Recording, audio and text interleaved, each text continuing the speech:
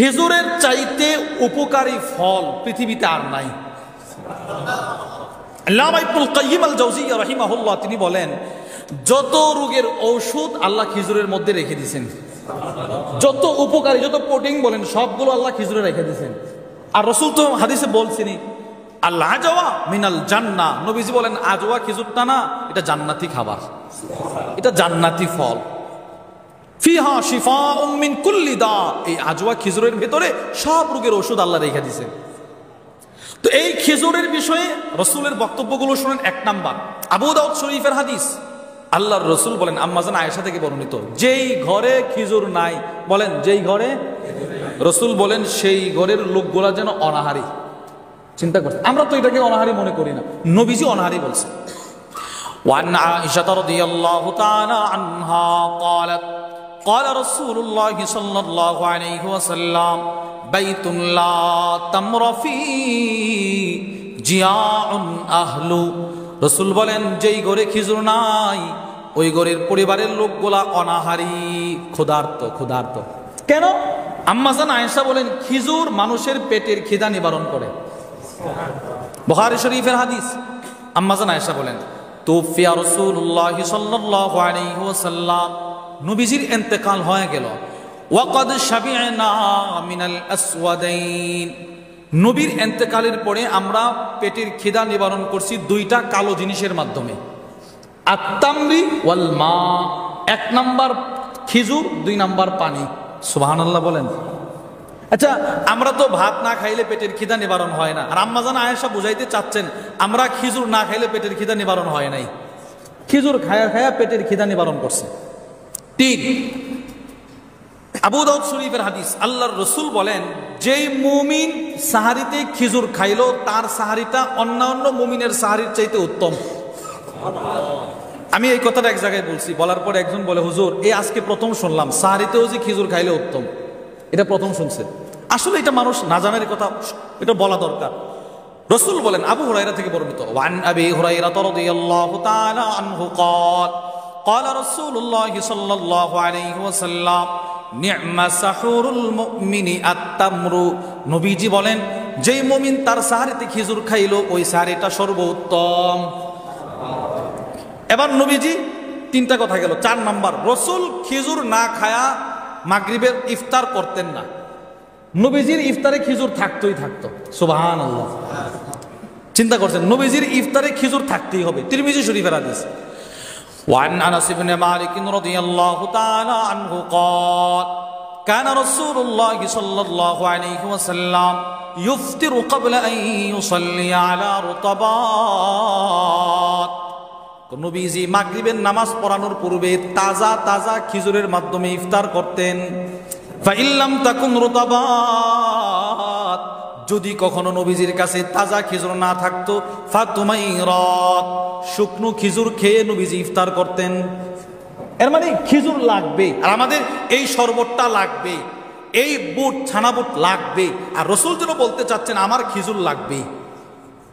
নবীজি খেজুর, তাজা খেজুর না পাইলে শুকনা খেজুর, যদি শুকনা খেজুর না পাইছে, আনাস ইবনে মালিক বলেন হাসা হাসাওয়াতিম মিম্মা, কয়েক ঢুক পানি পান করে নবীজি ইফতার করতেন। পাঁচ, এই চারটা হাদিস যেন আমাদেরকে উদ্বুদ্ধ করে তুমিও খেজুর খাও। খাবেন তো ইনশাআল্লাহ? এটাকে আমরা পেটের খিদা নিবারণের উদ্দেশ্যে খাবো না, নবীজির সুন্নত হিসাবে। এবার শোনেন, রাসূল জানে আমার অনেক উম্মত আমার এই হাদিস শুনবে আর খেজুরের প্রতি আসক্ত হবে, এরা খাবে। কিন্তু এই খেজুরটা উপকারী যেমন ওই রকম গরম খাদ্য, এটা নবীজি বলতে চাচ্ছে এটা গরম খাদ্য। এই জন্য রাসূল যখনই খেজুর খাইছেন সাথে হয়তো ঠান্ডা জাতীয় খাবার শশা অথবা তরমুজ খাইছেন। সুবহানাল্লাহ বলবেন না? নবীজি খেজুরও খাইছে, সাথে হয়তো শশা অথবা কি তরমুজ। নবীজি শশা খাইছেন। আবু দাউদ শরীফের হাদিস, আব্দুল্লাহ ইবনে জাফর, নবীজির ভাতিজা, জাফর ইবনে আবি তালিবের ছেলে, ছোট বয়সে বাপ হারাইছে। মুসলিম শরীফের মধ্যে আসছে, রাসূল যখন মক্কা মদিনা ঢুকতেন, কোনো সফর শেষ করে মদিনায় ঢুকতেন, তো সাহাবারা এই আব্দুল্লাহ ইবনে জাফর কিনে নবীজির সামনে, নবীজির বাহনের সামনে বসায়া দিতেন, এত আদর করতেন তাকে। সে বলে কানা রাসূলুল্লাহ সাল্লাল্লাহু আলাইহি ওয়াসাল্লাম ইয়াকুলুল কিসা বির রুতাব, নবীজি তাজা তাজা খেজুরের সাথে শশা খাইতেন, এজন্য আপনিও খাবেন, আমি খাইছি, অনেক স্বাদ। কেন খাবেন নবীজি এর উত্তর দিয়েছেন এরপরের হাদিসে, আবু দাউদ শরীফের মধ্যে আসছে। আম্মা জান আয়েশা থেকে বর্ণিত, কানা রাসূলুল্লাহ সাল্লাল্লাহু আলাইহি ওয়াসাল্লাম ইয়াকুলুল বিত্তিখা বিররতাব। এই হাদিসটা পড়ে শোনা। আগে একটা কথা বলি, এই যে হাদিসগুলো পড়তেছি সাল্লাল্লাহু আলাইহি ওয়াসাল্লাম পড়েননি। আলী ইবনুল মাদিনী রাহিমাহুল্লাহ তার ব্যাপারে লেখা হয়েছে, আল্লামা শামসুদ্দিন আবুল খায়র মুহাম্মদ ইবনে আব্দুর রহমান আস-সাখাভী বলেন, আলী ইবনুল আল মাদানী বলেন, আমি নবীজির যত হাদিস শুনেছি পড়েছি, কোন হাদিসের ক্ষেত্রে আমার সাল্লাল্লাহু আলাইহি ওয়াসাল্লাম ছুটে নাই। সুফিয়ান ইবনে উয়াইনা আল কওলুল বাদি ফি সালাতি আলাল হাবিব শাফির মধ্যে নিয়ে আসছে। সুফিয়ান ইবনে উয়াইনা মৃত্যুর পরে ওনার এক ভাইকে স্বপ্নে দেখলেন, বললেন, মা ফাআলাল্লাহু বিক, আল্লাহ তোমার সাথে কি আচরণ করছে? আল্লাহ তাআলা আমাকে ক্ষমা করে দিয়েছে। কেন রে ক্ষমা করলো? কি আমলের দ্বারা ক্ষমা করলো? আমি দুনিয়াতে জীবদ্দশায় যত হাদিস লিখছি, যখন যা আদিক্রুন নবী সাল্লাল্লাহু আলাইহি সাল্লাম নবীজির নাম চলে আসতো, আমি হয়তো লেখার মধ্যেও সাল্লাল্লাহু আলাইহি সাল্লাম লিখতাম, বলার মধ্যেও সাল্লাল্লাহু আলাইহি সাল্লাম বলতাম। এই আমলের বিনিময়ে রব আমারে জান্নাত দিয়ে দিয়েছে। এজন্য যখনই যেখানে নবীজির নাম শুনবেন সাল্লাল্লাহু আলাইহি সাল্লাম পড়বেন তো ইনশাআল্লাহ। বলেন সাল্লাল্লাহু আলাইহি ওয়াসাল্লাম। তো আম্মা জান আয়েশা বলেন, রাসূল তরমুজের সাথে তাজা তাজা খেজুর খাইতেন, খায়া কি বলতেন জানেন? ফায়াকুল, নবীজি বলতেন, নাকসিরু হাররা হাযা বিবারদি হাযা। এই আয়েশা, উম্মত, আমি এই খেজুরের গরমকে তরমুজের ঠান্ডা দিয়ে নিয়ন্ত্রণ করে দিছি।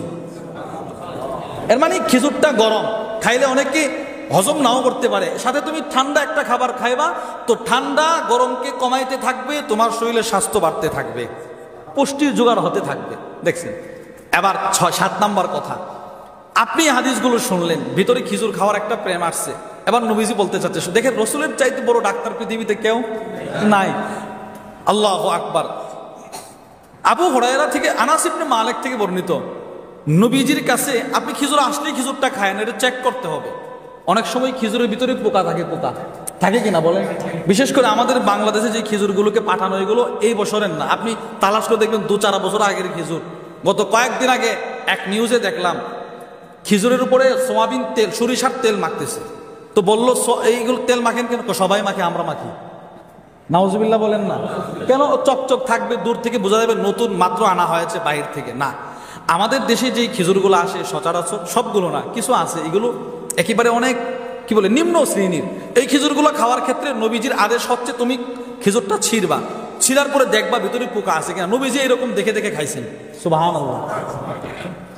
উতিয়ান নবী সাল্লাল্লাহু আলাইহি ওয়াসাল্লাম বিতামরিন আতীক, নবীজির কাছে পুরাতন খেজুর হাদিয়া আসছে। ফাজাআলা ইউফাত্তিশহু, নবীজি খেজুরগুলো নিয়ে নিয়ে ছিঁড়তে লাগলেন আর দেখতে লাগলেন। সাহাবী বলেন, ইউখরিজুস সুসা মিন, নবীজি খেজুরের ভিতর থেকে পোকা বের করলেন। পোকা দেখছেন, নবীজি পোকা বের করছেন, এরপরে খাইছেন। এজন্য খেজুর খাওয়ার আগে যদি ভালো উন্নত মানের খেজুর হয়, এরপরও দেখে খাওয়াটা ভালো। এই যে কয়েকটা হাদিস বললাম, এদের কি বুঝলেন? খেজুর শরীয়তে ইসলামের গুরুত্ব আছে না নাই?